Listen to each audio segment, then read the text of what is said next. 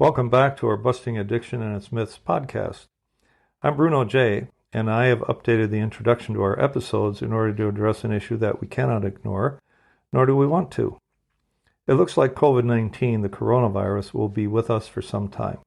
Some say for another year or two. People are as frightened as they ever have been. They seek safety for their families above all, protection from the virus and from economic insecurity. But many families also face an added burden, drug addiction and alcoholism in their own homes, and what to do about it. There's something you should know. We, Safe House Rehab Thailand, were founded on the idea of safety. We hold on to the truth that clients deserve to come to a treatment clinic where they can at least feel safe and sound.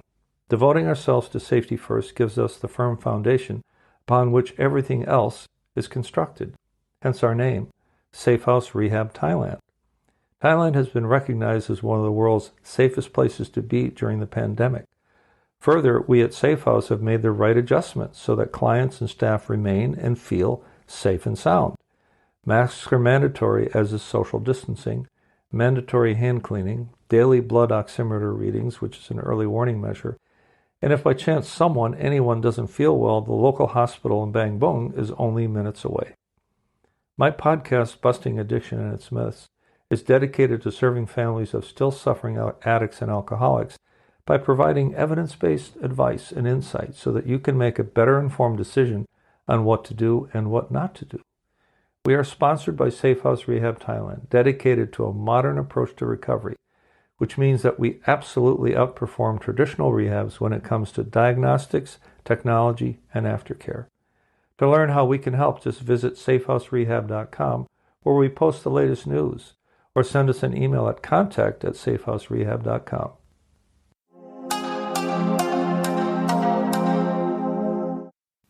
Welcome back to Busting Addiction and Its Myths. I'm Bruno J., your host each and every week.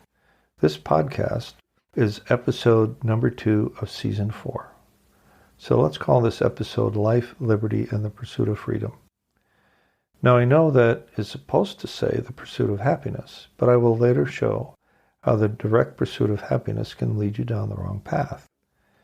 In the U.S., the Declaration of Independence, dated July 4th, 1776, is a highly revered document. It is one of the very first documents articulating human rights. It gave rise to other nations' pursuit of democratic ideals. As an example, the French motto during their democratic revolution, which overthrew King Louis XVI in 1789, was expressed as liberty, equality, and fraternity. The Declaration of Independence expressed and written in no uncertain terms the position of the colonists of the day.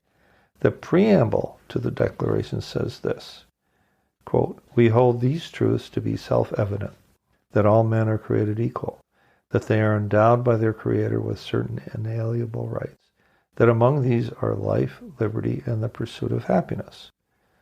American culture and its customs, and even its laws, were spawned in 1776 and continue to shape public attitudes to this very day. The U.S. cultural tapestry is woven from strands that were spun 244 years ago. Example, we love our guns because the USA was born in the blood of an armed insurrection. We are rebellious by nature, so you can't tell us to wear a mask during the pandemic. We are pioneers by nature. We're individualists. So if I wish to pursue my version of happiness and you don't happen to like it, then take a hike. So that's the point of departure for me. I wish to show you how a society's culture and its subcultures, like gun owners or liberals, can send the absolutely wrong signals about what is okay, what is not okay, and what is encouraged and valued. I speak of the pursuit of happiness, which is closely linked to the idea of freedom. The person who has a healthy and mature attitude will see happiness as an outcome of hard work and dedication, as a just reward that follows some material gain, especially for the family unit. This is corroborated by social science research.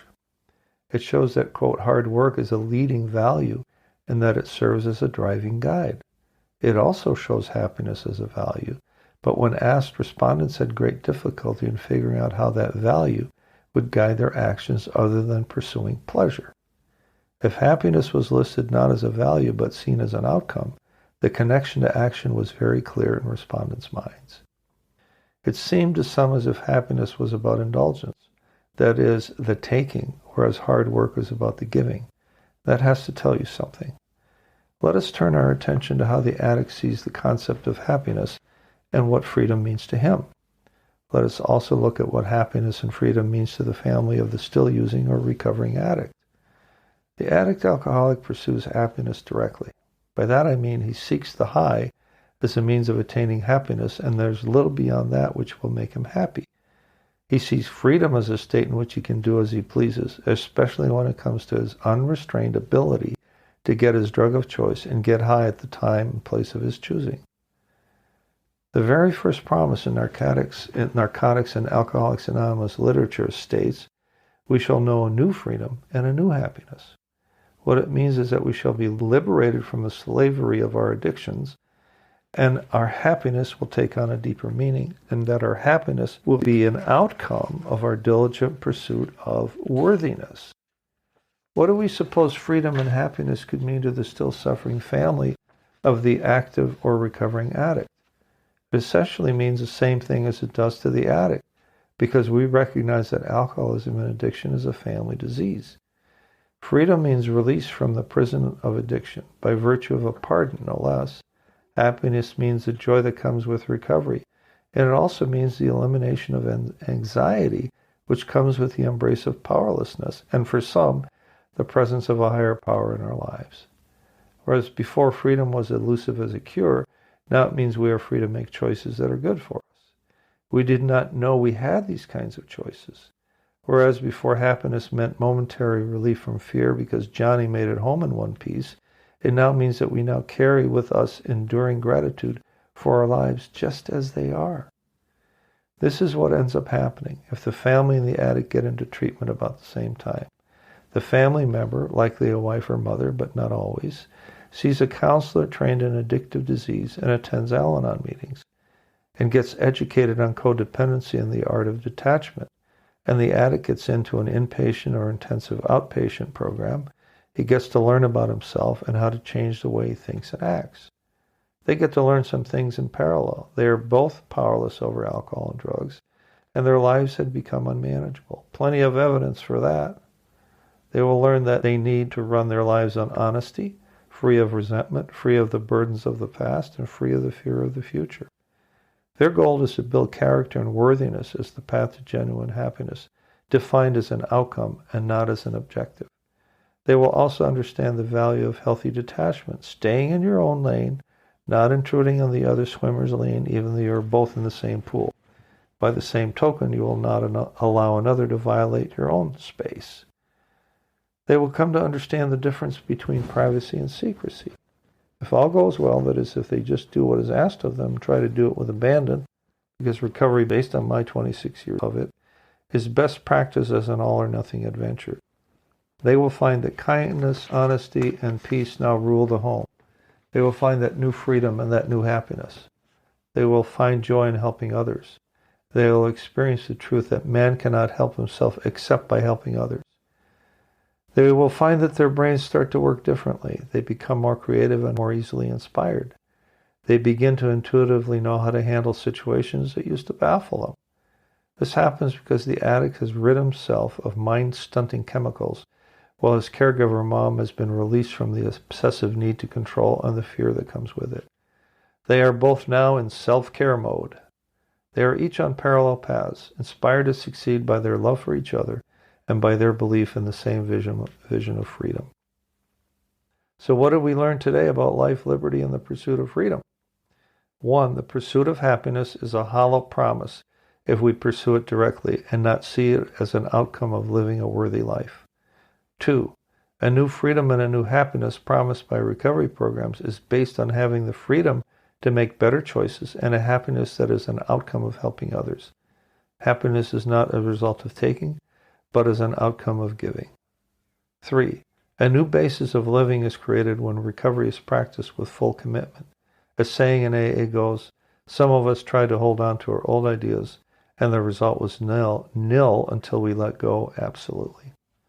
4, embracing the idea that both the addict and the family member are completely powerless over the addiction and that therefore they need help from a power outside themselves in whatever form, is the beginning of healing from a potentially deadly disorder.